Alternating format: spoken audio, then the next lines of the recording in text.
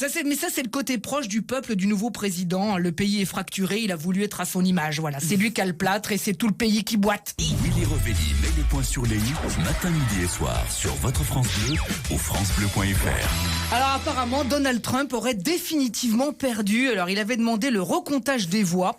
Mais après recomptage, il y en a encore plus pour Joe Biden. L'autre, il est comme ça, tu sais. Alors faisons donc les totaux. Trump pense que le comptage était truqué et qu'ils ont retruqué le recomptage. Du coup, il va demander à annuler le recomptage et à dissoudre le comptage pour qu'il n'y ait plus rien à compter. Voilà, le con est bon. Voilà, c'est bon, merci. Enfin, lui, il a surtout définitivement perdu la tête. Hier soir, en meeting, il a encore dit que la victoire était proche.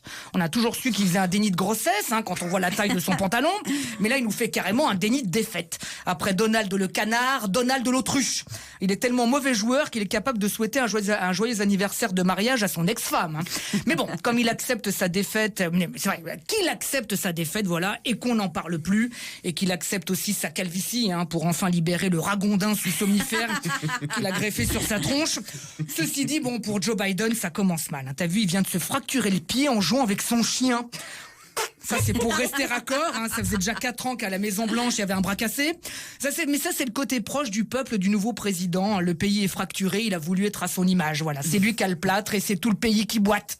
Enfin bon, c'est quand même inquiétant. Quand même, l'autre, il va peut-être lancer des guerres alors qu'il est même pas fichu de lancer une balle à son clébard. Franchement, ça promet. Enfin bon, quand on voit comment les gens se battent pour être président, on se dit que ça doit être sympa, un poste de président. C'est vrai.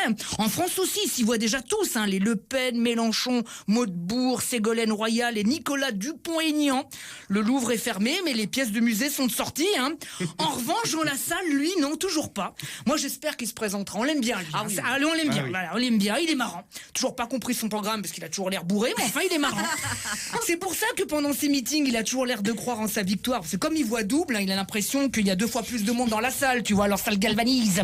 Enfin bon, quand on voit à quel point le pays est malade de ses divisions, c'est pas un vaccin qu'il nous faudrait, mais un véritable traitement de fond. Alors espérons que d'ici 2022, nos soignants retrouvent la forme. France Bleu, on n'est pas à l'abri de faire une bonne émission.